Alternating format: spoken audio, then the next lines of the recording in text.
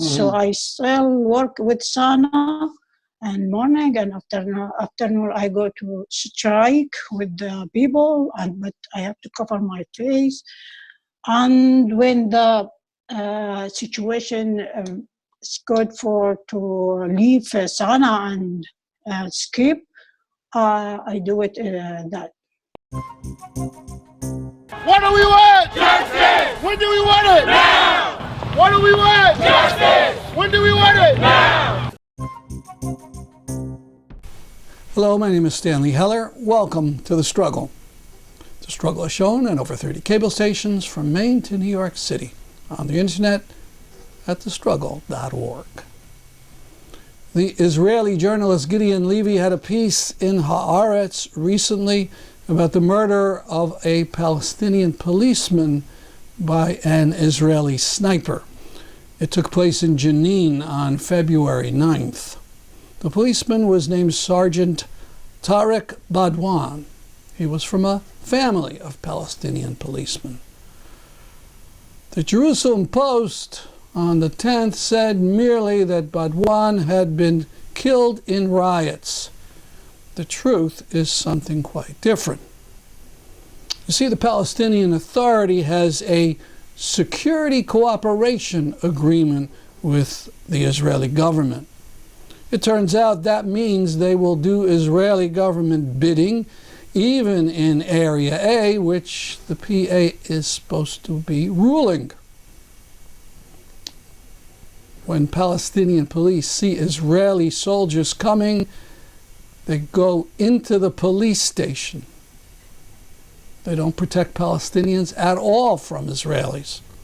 That's the deal the PA President Mahmoud Abbas has arranged.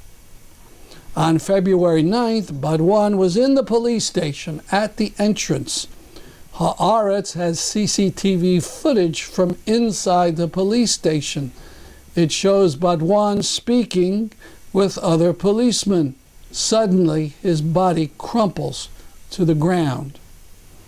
Gideon Levy says that a researcher from B'Tselem, an Israeli organization, said that Badwan had been shot from 100 meters away. That's the length of a football field.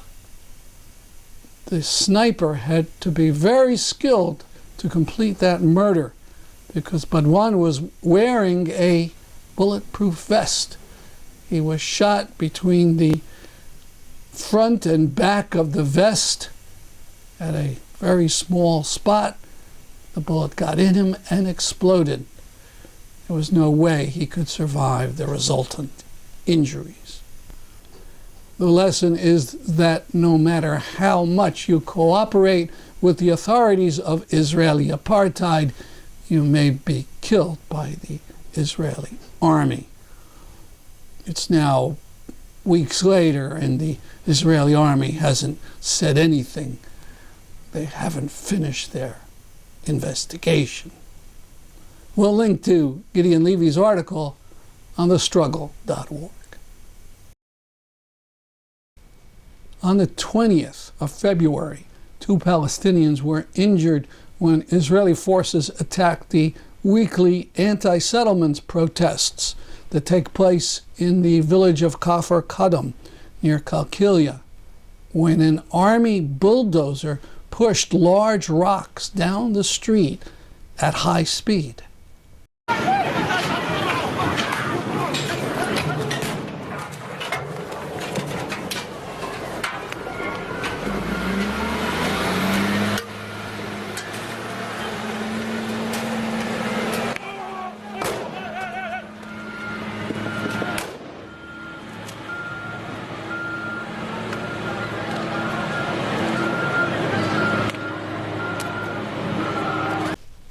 Protests in the village have been going on for years.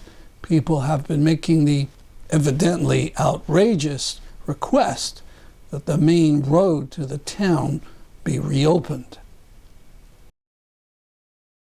I debated whether to show you this next video. It's from the aftermath of an Assad bombing of Idlib, Syria. There's no gore and no bodies, but it shows a man's agony as he screams out, "They've killed my children."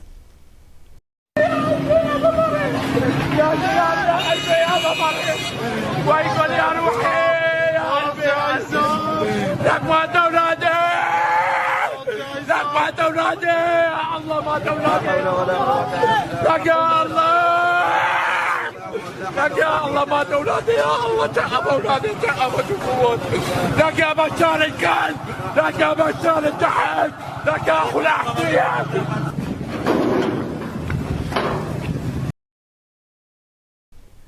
The Syrian civil defense, better known as the White Helmets, digs out survivors and bodies from the rebel created by Assad bombs. But some on the left, like the odious Max Blumenthal, attacked them as actors or Al-Qaeda agents. Last week I interviewed a White Helmet volunteer who is now a refugee in Canada. Mayson Al-Misri was from Deraa in the south of Syria. Here's a bit of the interview. In this section, she explains that she worked for the government news agency, Sana, until 2012, but she secretly went to the demonstrations. I have to stay with Sana. It's my life is danger. It will be danger, and my family also. Maybe they will arrested me, and so it's not easy. So I still work with Sana, and morning and afternoon I go to strike with the people, but I have to cover my face. And when the situation is good to leave Sana and skip, I do it that. So you would have a double role. You worked as a reporter for the government, and then you would go in the demonstrations and the strikes. Yeah. She talked about how Assad snipers shot demonstrators. They are snipers. Sniper, yeah. And my brother killed by sniper. And I see many. That's okay. I see. Thank you. I see many people they are killed in about sniper, about the bullet, and under the when they are arrested and go to their jail, and after that they are disappear many days, and after that they are live in the street. I asked how the White Helmets were created in Deraa. Before 2015, there are many from men, there are and women. There are organization, same Syrian defense, but different name and different. And after that, when the White Helmets, it's in Halab and Idlib, and they are they are enjoy the organization. So ask this man to enjoy this together and work together. And he is named Dr. Jihad Al-Mahamid. And after that, the first meeting it was in Jordan in last 2014 and 2015, and we enjoyed White Helmets. Apologizing, I asked her to respond to the disgusting charge that the White Helmets are Al-Qaeda. Another thing that is said, and again I apologize, the White Helmets, they're all Al-Qaeda. They are terrorists, fanatic Muslims who are enemy of the people, that kind of thing. When we go to help the people, we don't ask what your religion, who is God, what you do. We are help these people without that thing, without know anything about this person. So I am Muslim, I am Sunni, but I am not Qaeda. I am Syrian. I am Syrian people. Mhm. And we help anybody need to help until now, until in Canada. If somebody need to help, I have to help him, because this my job, this my feeling, you know. It's not like jobs, the white is not like job, it's like soul, you know. When you work in this work, and when you see somebody, you help him, and you save this life person, it's I can't explain when we go to help the person and somebody need us and he said thank you, and it's the amazing feeling. It's To see the whole interview, go to thestruggle.org. Next, we go to West Haven, Connecticut, where a state trooper on January 15th shot Mubarak Soulemane to death. What do we want? Justice! When do we want it? Now! What do we want? Justice! When do we want it? Now! Justice for Mubarak! Justice for Mubarak! Justice for Mubarak! Justice for Mubarak! No justice! No peace! No justice! Attorney Rubenstein, a well-known civil rights attorney. We have confidence in that he will help us cross the finish line. Before I speak, I would like to have the mother of the victim say a few words. I would like to thank Reverend Kimball, Dr. Kimball. He was with us since the Thursday of this tragedy.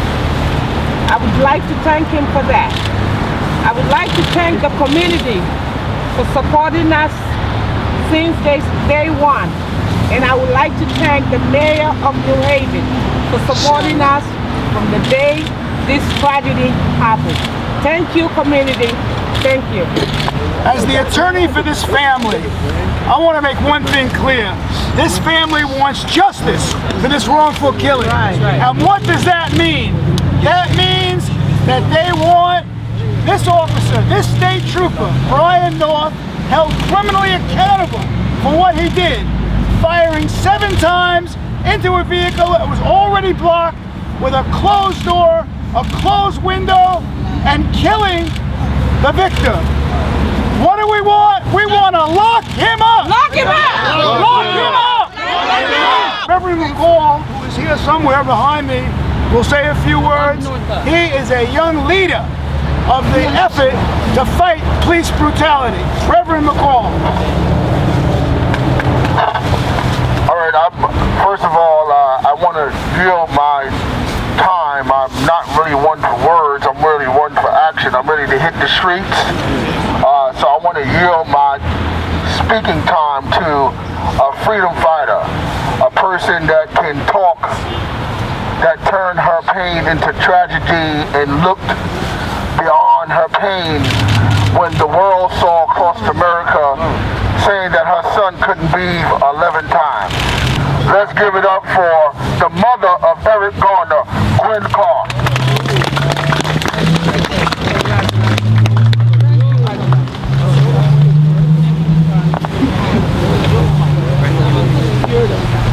Yes.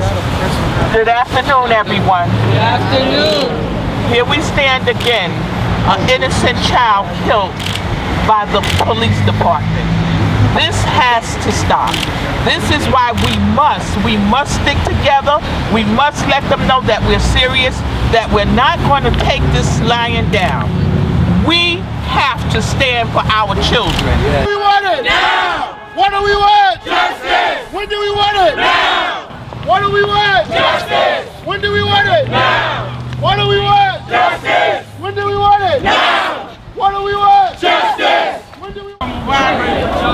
Thank you. No justice, no peace. Lock him up! Lock him up! Lock him up!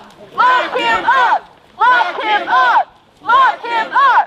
Lock him up! Justice for who? Mubarak! Justice for who? Mubarak! Justice for who? Mubarak! What? Mubarak! Mubarak! Justice for who? Mubarak! Justice for who? Mubarak! Justice for who? Mubarak! Hi, my name is Farah. I'm 17 years old, and I'm a core team member of the Period movement here in Connecticut. Our goal has always been to battle environmental racism. But today we are all here to battle something different, and that is systemic racism. This warrior that brings the spirit of our ancestors all across the seas from our African countries. We thank her for her courage. We thank you. We thank her for all that she has stood up for justice for her son. And we want this police station to know that we are not tired. We will not stand for this injustice. And she will not stand for this injustice. Let us hear from the mother of our dear brother, the mother of a king, our dear sister, Sister Omi. Let's give her a hand. Come on, y'all can do better than that. Let's give her a hand.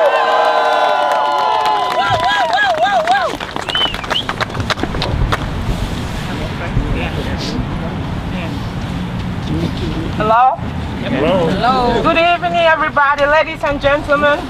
Good evening. I want to thank the community for all your support.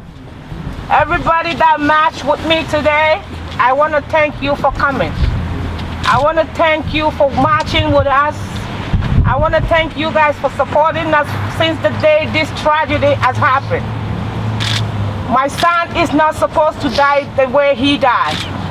My son is not supposed to be shot the way he was shot. No. My son is not supposed to be shot like an animal. No. My son's supposed to be living today. Yes. My son has to be living to graduate his college. Yes. My son has to live to have a wedding. Yes. My son has to live for me to have a grandchild. Yes. Unfortunately, a state trooper has taken my son away. Yes. I want justice. Justice. I want justice. Justice. I want justice for Mubarak. Justice for Mubarak. I want justice for Mubarak. Justice for Mubarak. I want to thank Gwen Kerr for coming here today. Thank you very much for coming. I know you have went through this before. And I thank you for supporting me. Thank you. Thank you. Thank you. Louder. Mic check. Mic check. I appreciate how a lot of y'all feel, but I'm here to tell you that I am, in fact, anti-police. From the inception of black people's encounters with policing in this country, it has been based on race. That's right. The first cops that we ever knew was the slave patrol. Amen. So from day one, police have been set in place to keep black people in check. But you understand that I'm standing next to Miss Gwen Carr, whose son was murdered by the police as he stood there and said, "I can't breathe"? Yes, sir. How many highways we gotta shut down? How many marches do we have to do before we realize that white America is not going to help us as a whole? Right. We have allies out here, but white America as a whole consistently says that black lives don't matter. Now let me bring this home for our dearly departed brother Mubi, who is not a threat, who was sitting inside of a car several feet away from an officer. So let me get this right, mama. They tased your son. They did. And they shot him because his body responded naturally to the taser. Yes. Yes. And we sitting here asking, why is this cop not prosecuted? Yeah. Are you serious? Yes. We're sitting here demanding that he go to jail. It's obvious. Let you, black man, let you, sister, let you shoot somebody who is not a threat to you. You will be thrown under the jail. And we're going to deal with changing the atmosphere, changing how they do business. And the way we change how they do business is by changing policies, is by working together. We have a long ways to go. We have many more months to fight this fight. This fight will not be won in a few days. This fight will not be won in a few months. I ask that you would buckle down with the face of a grin on your face, and that we will work together as one. A protest meeting is being arranged for the evening of March 19th. It'll be held in the West Haven Main Library on Elm Street. Please save the date. Details will be forthcoming. Opponents of Medicare for All claim it will cost trillions. We close with a section of Democracy Now!, which talks about a Yale study which says Medicare for All will save hundreds of billions. In a new study, Yale scholars have found that Medicare for All will save Americans more than $450 billion and prevent 68,000 deaths every year. The study in The Lancet, one of the oldest and most prestigious peer-reviewed medical journals, found that Medicare for All will save money and is more cost-effective than Medicare for All who want it. For more, we go to New Haven, Connecticut, where we're joined by Allison Galvani, director of the Center for Infectious Disease Modeling and Analysis at Yale School of Public Health. She's the lead author of the new medical journal Lancet study called Improving the Prognosis of Healthcare in the USA. Thanks so much for being with us, Allison. If you could start off by responding to the way in this country, we certainly see it in all of the debates, what the moderators ask, is Medicare for All going to increase taxes as opposed to the overall cost of health care? Lay out what you found. Well, on the one hand, Medicare for All will increase taxes for households and employers. I think the important point is that overall it will reduce costs for both the taxpayer, households, as well as the employer. Because it will eliminate the even higher costs of healthcare premiums paid by individuals and employers. It will also eliminate pharmaceutical prices, deductibles, co-pays, and all these other fees. And in terms of Joe Biden, Vice President Joe Biden has said repeatedly that Medicare for All would cost more than the entire federal budget. Could you respond to that?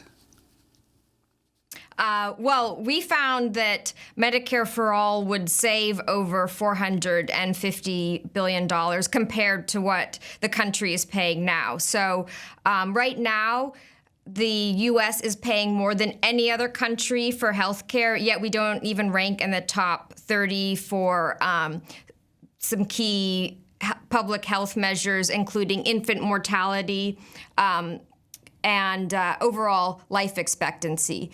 And at the same time, there's over 80 million people without adequate health insurance, so either without any health insurance or without health insurance that they can afford. And the Medicare for All Act identifies a number of ways in which it's going to save the country money. So firstly, what people pay right now for hospital services doesn't correlate with their outcomes, their clinical outcomes, and it varies widely. So by applying Medicare rates to the entire country, that will save us $100 billion right there. Another important point is that Medicare for All will minimize paperwork and will streamline administration and billing. So currently, Medicare has an overhead of 2.2%, whereas private insurance is over 12%. So applying Medicare overhead to the entire country will save us $200 billion. Can you tell us what you found, if you understand what he means, Medicare for All who want it, and what that would cost?